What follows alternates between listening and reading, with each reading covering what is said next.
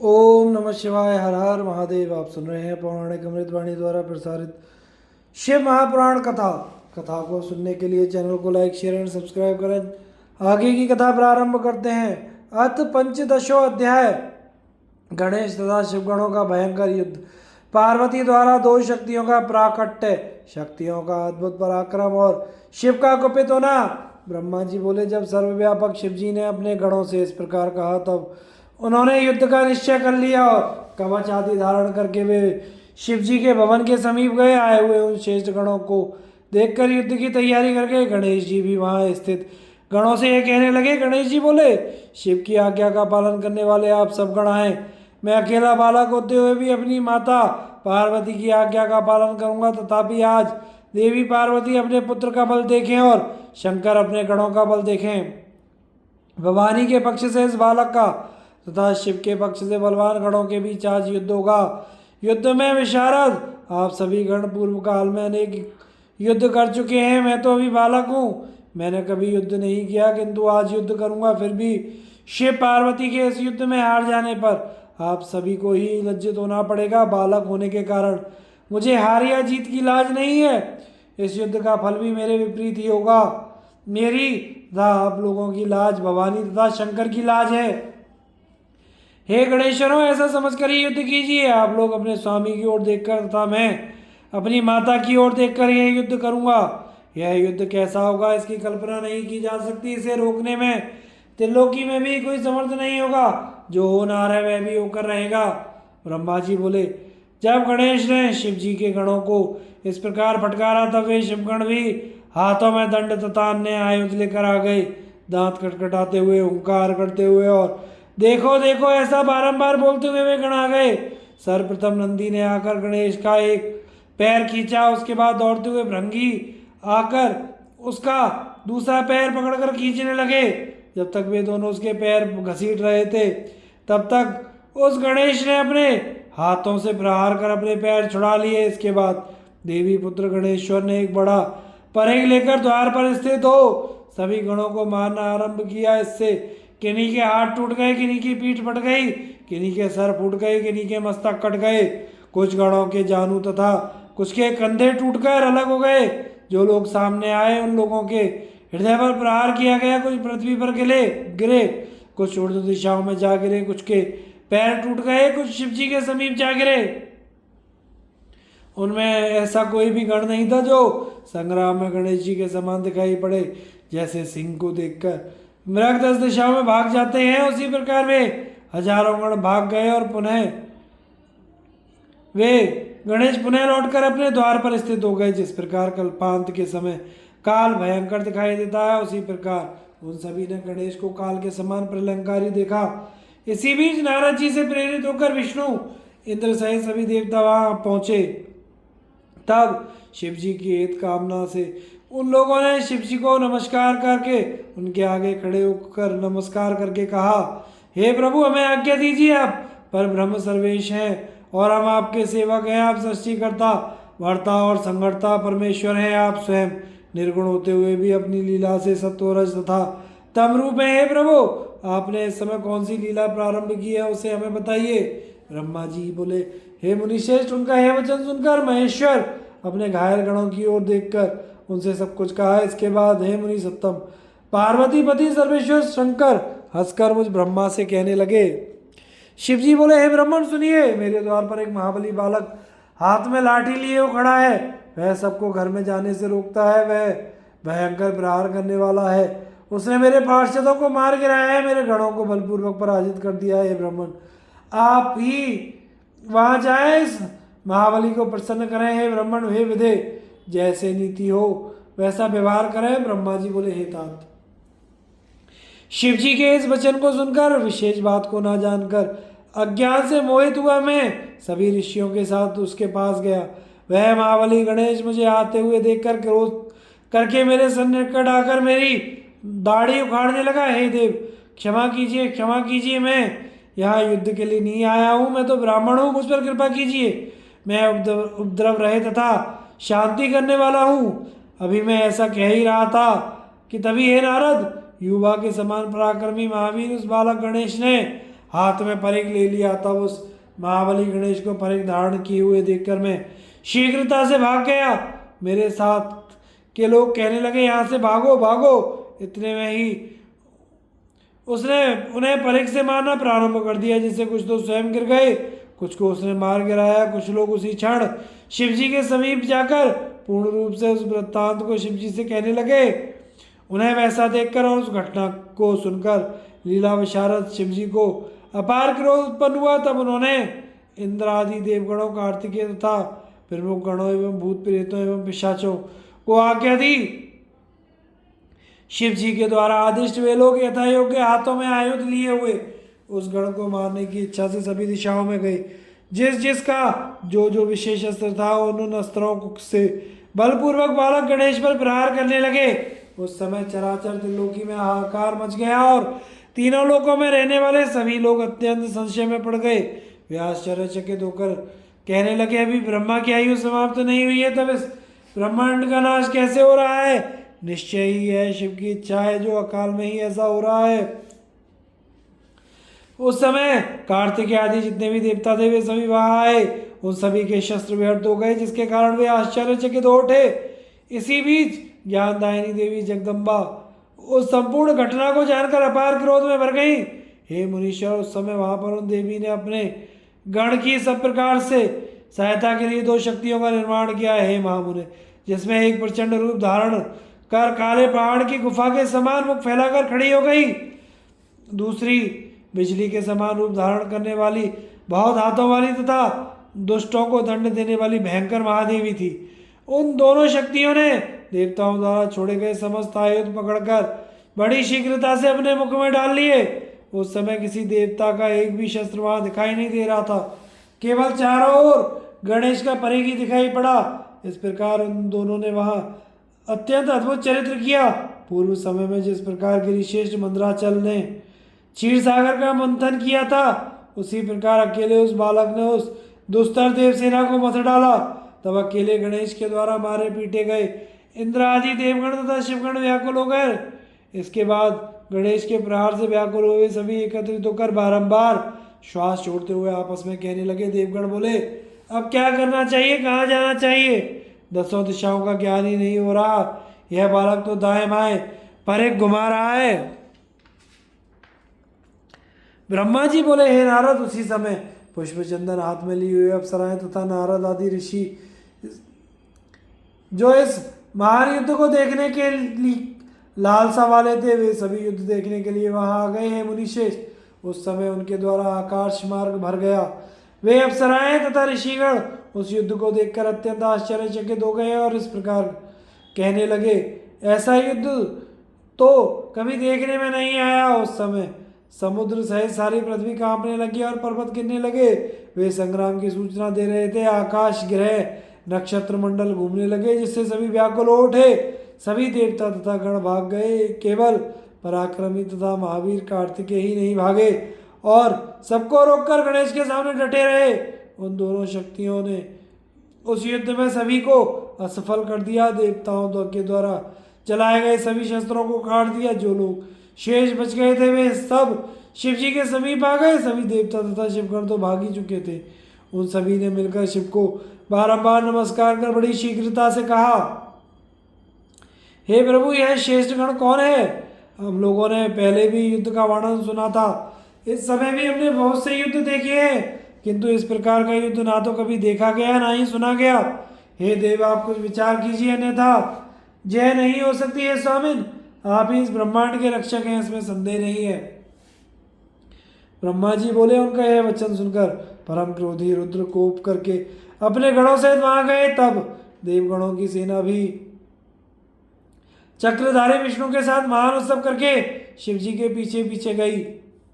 हे नारद, इसी बीच आपने देवदेव महादेव महेश्वर को भक्तिपूर्वक हाथ जोड़कर नमस्कार करके कहा। नारद जी बोले, हे देवदेव, हे महादेव, हे विभो, मेरा वचन सुनिए। आप सर्वत्र व्याप्त हैं, सबके स्वामी हैं तथा नानाविध लीलाओं को करने में प्रवीण है। आपने महालीला करके गणों के गर्भ को दूर कर दिया। हे शंकर, आपने इनको बल देकर देवताओं के गर्भ को भी नष्ट कर दिया।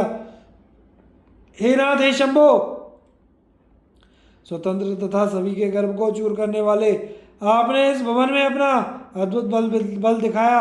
हे भक्त वत्सल, अब आप उस लीला को मत कीजिए और अपने इन गणों का तथा देवताओं का के सम्मान की रक्षा कीजिए। हे ब्रह्मपददायक, आप इन्हें अधिक मत खेलाइए और इन गणेश का वध कीजिए। हे नारद, इस प्रकार कहकर आप वहां से अंतर ध्यान हो गए। इस प्रकार शिव महापुराण के अंतर्गत द्वितीय रुद्र संहिता के चतुर्थ कुमार खंड में गणेश युद्ध वर्णन नामक 15वां अध्याय पूर्ण हुआ। अथ षोडश अध्याय, विष्णु तथा गणेश का युद्ध। शिव द्वारा त्रिशूल से गणेश का सिर काटा जाना। ब्रह्मा जी बोले, हे नारद, यह सुनकर भक्तों के ऊपर कृपा करने वाले महेश्वर आपके कहने से उस बालक के साथ युद्ध करने की इच्छा करने लगे। भगवान त्रिलोचन विष्णु को बुलाकर उनसे मंत्रणा कर एक बहुत बड़ी सेना से युद्ध कर देवताओं सहित उस गणेश के सम्मुख उपस्थित हुए। उस समय सर्वप्रथम शिव की शुभ दृष्टि से देखे गए महाबलवान देवता महान उत्साह वाले शिव जी के चरण कमलों का ध्यान करके उसके साथ युद्ध में प्रवृत्त हुए। महाबलवान एवं अत्यंत पराक्रमशील भगवान विष्णु उस बालक से युद्ध करने लगे। तब महादेवी के द्वारा दिए गए आयुध से युक्त वह शिव स्वरूप वीर बालक गणेश भी शेष देवताओं को लाठी से मारने लगा। शक्ति के द्वारा प्रदत्त महान बल वाला वह सहसा विष्णु पर भी प्रहार करने लगा। हे मुने, उसकी लाठी के प्रहार से विष्णु सहित समस्त देवताओं के बल कुंठित हो गए, वे युद्ध से परामुख हो गए। हे मुने, शिवजी भी अपनी सेना सहित बहुत काल तक युद्ध कर उस बालक को महाभयंकर देखकर आश्चर्य से चकित हो गए। इसे छल से ही मारा जा सकता है, अन्यथा नहीं मारा जा सकता, ऐसा विचार कर शिवजी सेनाओं के बीच में स्थित हो गए। उस समय निर्गुण एवं सगुण रूप वाले भगवान शंकर को तथा विष्णु को युद्ध भूमि में उपस्थित देखकर सभी देवता तथा शिवगण अत्यंत हर्षित हुए। वे सब आपस में मिलकर प्रेम पूर्वक उत्सव मनाने लगे। तब महाशक्ति के पुत्र वीर गणेश ने बड़ी बहादुरी के साथ सर्वप्रथम अपनी लाठी से सबको सुख देने वाले विष्णु की पूजा की और अर्थात उन पर प्रहार किया। विष्णु ने शिवजी से कहा, यह बालक बड़ा तामसी है और युद्ध में दुराधर्ष है, बिना छल के इसे नहीं मारा जा सकता था। हे विभु, मैं इसे मोहित करता हूँ और आप इसका वध कीजिए। इस प्रकार की बुद्धि करके शिव से मंत्रणा करके और शिव की आज्ञा प्राप्त कर विष्णु जी गणेश को मोहपरायण करने में संलग्न हो गए। हे मुने, विष्णु को वैसा देखकर वे दोनों शक्तियां गणेश को अपनी अपनी शक्ति समर्पित कर वहीं अंतर ध्यान हो गई। तब उन दोनों शक्तियों के लीन हो जाने पर महाबलवान गणेश ने जहाँ विष्णु स्वयं स्थित थे वहीं पर अपना परिघ फेंका। विष्णु ने अपने भक्त वत्सल महेश्वर का स्मरण कर यत्न करके उस परिघ की गति को विफल कर दिया। तब एक ओर से उसके मुख को देखकर अत्यंत कुपित हुए शिवजी भी अपने त्रिशूल लेकर युद्ध की इच्छा से वहां आ गए। तब वीर तथा महाबली शिवापुत्र ने हाथ में त्रिशूल लेकर मारने की इच्छा से आए हुए महेश्वर शिव को देखा। तब अपनी माता के चरण कमलों का स्मरण करके शिवा की शक्ति से प्रवर्तित होकर उस महावीर गणेश ने शक्ति से उनके हाथ पर प्रहार किया। तब परमात्मा शिव के हाथ से त्रिशूल गिर पड़ा। यह देखकर उत्तम लीला करने वाले शिव ने अपना पिनाक नामक धनुष उठा लिया। गणेश्वर ने अपने परिघ से उस धनुष को भूमि पर गिरा दिया और परिघ के 5 प्रहारों से उनके 5 हाथों को घायल कर दिया। तब शिव ने त्रिशूल ग्रहण किया और लौकिक गति प्रदर्शित करते हुए वे अपने मन में कहने लगे, अहो, जब इस समय मुझे महान कलेश प्राप्त हुआ तब गणों की क्या दशा हुई होगी। इसी भी शक्ति के द्वारा दिए गए बल से युक्त वीर गणेश ने गणों सहित देवताओं को परिघ से मारा। तब परिघ के प्रहार से हाथ गण सहित सभी देवता 10 दिशाओं में भाग गए और अद्भुत प्रहार करने वाले उस बालक के सामने कोई भी ठहर ना सका। विष्णु भी उस गण को देखकर बोले, यह धन्य महाबलवान महावीर महाशूर तथा रणप्रिय योद्धा है। मैंने बहुत से देवता दानव दैत्य यक्ष गंधर्व एवं राक्षसों को देखा है, किंतु संपूर्ण त्रिलोकी में तेज रूप गुण एवं शौर्य आदि में इसकी बराबरी कोई नहीं कर सकता। विष्णु इस प्रकार कह ही रहे थे कि शिवापुत्र गणेश ने अपना परिघ घुमाते हुए विष्णु पर फेंका। तब विष्णु ने भी चक्र लेकर शिव जी के चरण कमल का ध्यान करके उस चक्र से परिघ के टुकड़े कर दिए। गणेश्वर ने उस परिघ के टुकड़े को लेकर विष्णु पर प्रहार किया। तब गरुड़ पक्षी ने उसे पकड़कर विफल बना दिया। इस प्रकार बहुत समय तक विष्णु एवं गणेश्वर दोनों वीर परस्पर युद्ध करते रहे। पुनः वीरों में श्रेष्ठ बलवान शक्ति पुत्र ने शिव का स्मरण कर अनुपम लाठी लेकर उससे विष्णु पर प्रहार किया। विष्णु उस प्रहार को सहन करने में असमर्थ होकर पृथ्वी पर गिर पड़े और शीघ्रता से उठकर उस शिवापुत्र से संग्राम करने लगे। इसी बीच अवसर पाकर पीछे से आकर शूलपाणी शंकर ने त्रिशूल से उसका सर काट दिया। हे नारद, तब उस गणेश का सिर कट जाने पर गणों की सेना तथा देवगणों की सेना निश्चिंत हो गई। उसके बाद आप नारद ने जाकर देवी से सब कुछ निवेदन किया और यह भी कहा, हे माननी सुनिए, आप इस समय अपना मान मत छोड़ना। हे नारद, इस प्रकार कहकर कलह प्रिय आप अंतर ध्यान हो गए। आप बेकार रहे थे और शिव जी की इच्छा के अनुसार चलने वाले मुनि हैं। इस प्रकार श्री शिव महापुराण के अंतर्गत द्वितीय रुद्र संहिता के चतुर्थ कुमार खंड में गणेश युद्ध गणेश शिरच्छेदन वर्णन नामक 16वां अध्याय पूर्ण हुआ। अथ सप्तदशो अध्याय। पुत्र के वध से कुपित जगदम्बा का अनेक शक्तियों को उत्पन्न करना, उनके द्वारा प्रलय मचाया जाना, देवताओं और ऋषियों का स्तवन द्वारा पार्वती को प्रसन्न करना, शिव जी की आज्ञा के अनुसार हाथी का सिर लाया जाना, उसे गणेश के धड़ से जोड़कर उन्हें जीवित करना। नारद जी बोले, हे ब्रह्मन, हे महाप्राज्ञ, अब आप मुझे बताइए कि संपूर्ण समाचार सुन लेने पर महादेवी ने क्या किया, उसे ठीक ठीक सुनना चाहता हूँ। ब्रह्मा जी बोले, हे मुनिश्रेष्ठ, उसके बाद जगदम्बा का जो चरित्र हुआ उसे अब मैं पूर्ण रूप से कह रहा हूँ, सुनिए।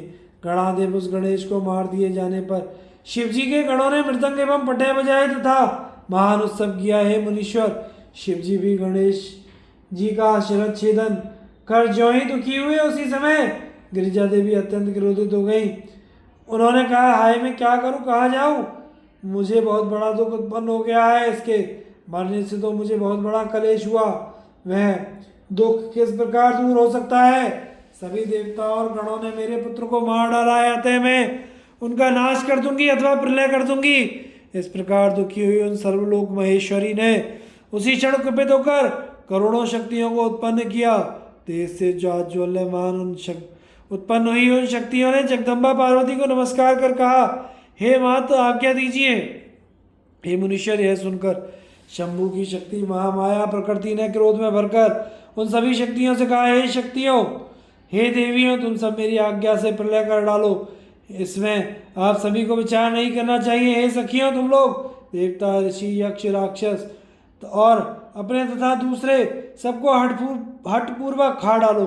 ब्रह्मा जी बोले, तब पार्वती की आज्ञा पाते ही वे सभी शक्तियां क्रोध में भरकर देवता आदि सभी के संहार के लिए उद्यत हो गईं। जिस प्रकार अग्नि तृणों का संहार कर देती है, उसी प्रकार वे समस्त शक्तियां भी संहार करने लगी। शिव के गणादेव विष्णु, ब्रह्मा, शंकर, इंद्र, अक्षराज, स्कंद अथवा सूर्य आदि का वे निरंतर संहार करने लगी।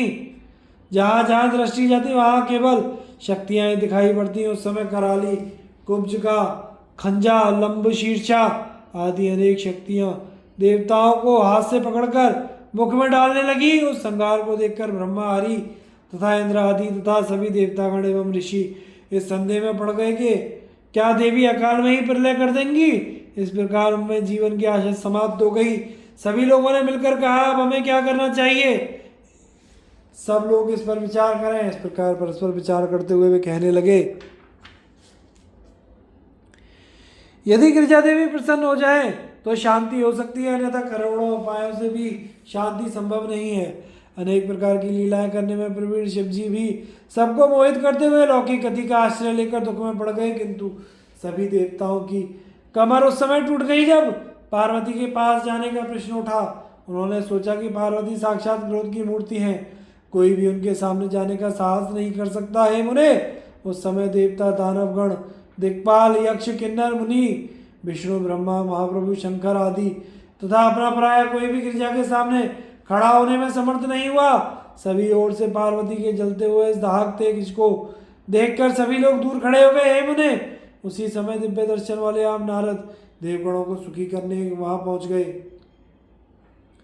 पास आकर मुझ ब्रह्मा, विष्णु तथा शंकर को प्रणाम करके सबके साथ मिलकर आप कहने लगे कि सोच विचार कर ही कोई काम करना चाहिए। उसके बाद सभी देवताओं ने आप महात्मा के साथ मंत्रणा की और कि इस दुख की शांति किस प्रकार होगी। इसके बाद उन्होंने कहा जब तक गिरिजा देवी कृपा नहीं करेंगी तब तक दुख की शांति संभव नहीं है, इसमें कोई विचार नहीं करना चाहिए। इसके बाद सभी ऋषि आपको साथ लेकर पार्वती के पास गए और क्रोध शांत करने के लिए शिवा को प्रसन्न करने लगे। सभी ने बारंबार प्रणाम किया, अनेक स्तोत्रों से स्तुति करके उन्हें प्रसन्न करते हुए देवगणों की आज्ञा से प्रेम पूर्वक कहा। देवर्षि बोले, हे जगदम्ब आपको नमस्कार है, और आप शिवा को नमस्कार है, आप चंडी को नमस्कार है, आप कल्याणी को नमस्कार है। हे अम्ब आप ही आदि शक्ति है, आप ही सर्वदा सृष्टि करने वाली, पालन करने वाली तथा प्रलय करने वाली शक्ति हैं। हे देवेशी आप प्रसन्न हो, शांति कीजिए, आपको नमस्कार है। हे देवी आपके क्रोध से सारा त्रिलोक्य विकल हो रहा है। ब्रह्मा जी बोले, इस प्रकार आप सभी ऋषियों ने मिलकर पराम्बा की स्तुति की, तब भी क्रोधपूर्ण दृष्टि से उनकी ओर देखती हुई शिवा ने कुछ नहीं कहा।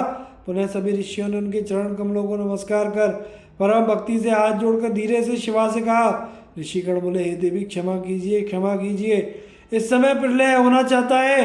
हे अंबिके आपके स्वामी यहीं पर स्थित हैं, देखिए देखिए हम कौन है, ये ब्रह्मा विष्णु आदि देवता कौन है। वस्तुतः हम सब आपकी प्रजाएं हैं और हाथ जोड़कर खड़े हैं। हे परमेश्वरी हम सभी का अपराध क्षमा कीजिए। हे शिवे सभी लोग व्याकुल हैं, अतः इनकी शांति कीजिए। ब्रह्मा जी बोले, ऐसा कहकर सभी ऋषिगण अत्यंत दीनता से व्याकुल हो अंबिका के सामने हाथ जोड़कर खड़े रहे। इस प्रकार उनका वचन सुनकर चंडिका प्रसन्न हो गई और करुणार्ध चित्त होकर ऋषियों से कहने लगी। देवी बोली, यदि मेरा पुत्र जीवित हो जाए और तुम लोगों के बीच प्रथम पूज्य हो तो यह संहार नहीं होगा, यह आज से सबका अध्यक्ष हो जाए। यदि तुम लोग उसे ऐसा कर दो तो लोक में शांति हो सकती है, अन्यथा तुम लोगों को सुख की प्राप्ति नहीं होगी। ब्रह्मा जी बोले, भगवती के द्वारा इस प्रकार कहे जाने पर सभी ऋषियों ने आकर के देवगणों के समीप जाकर देवताओं से सारा वृत्तांत निवेदन किया। तब यह बात सुनकर दुखित इंद्र आदि सभी देवगण हाथ जोड़कर प्रणाम करके शंकर से कहने लगे।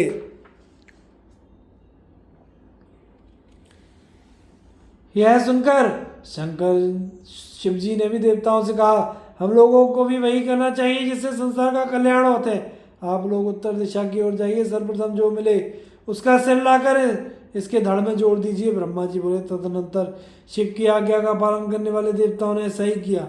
गणेश जी का शरीर लाकर विधि पूर्वक उसका प्रक्षालन करके उसका पूजन कर वे उत्तर दिशा की ओर चल दिए। वहीं पर उन्हें सर्वप्रथम एक दांत वाला हाथी मिला, तब उसी का सिर लेकर उन्होंने गणेश के शरीर में जोड़ दिया।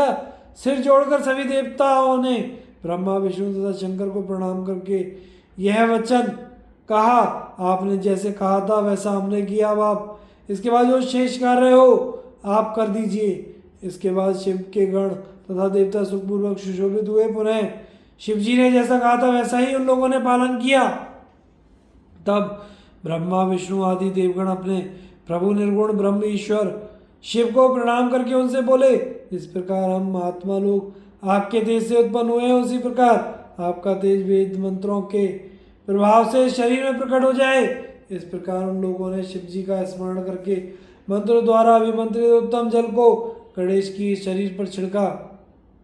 उस जल के स्पर्श मात्र से ही वह बालक शिव जी की इच्छा से चेतना युक्त हो जीवित हो गया और सोए हुए की भांति उठा। वह सुबह अत्यंत सुंदर हाथी के मुख वाला, लाल वर्ण वाला, प्रसन्न मुखमंड वाला, अत्यंत तेजस्वी तथा मनोहर आकृति वाला था। हे मुनीश्वर, उस बालक पार्वती पुत्र को जीवित देखकर सभी लोग अत्यंत प्रसन्न हो गए और सबका दुख नष्ट हो गया। इसके बाद हर्ष से युक्त सभी लोगों ने देवी को उसे दिखाया और अपने पुत्र को जीवित देखकर देवी अत्यंत प्रसन्न हुई। इस प्रकार श्री शिव महापुराण के अंतर्गत द्वितीय रुद्र संहिता के चतुर्थ कुमार खंड में गणेश जीवन वर्णन नामक 17वां अध्याय संपूर्ण हुआ। तो आगे की कथा का प्रसारण हम अगले भाग में करेंगे। कथा को सुनते रहिए, चैनल को लाइक शेयर एंड सब्सक्राइब कीजिए। हर हर महादेव।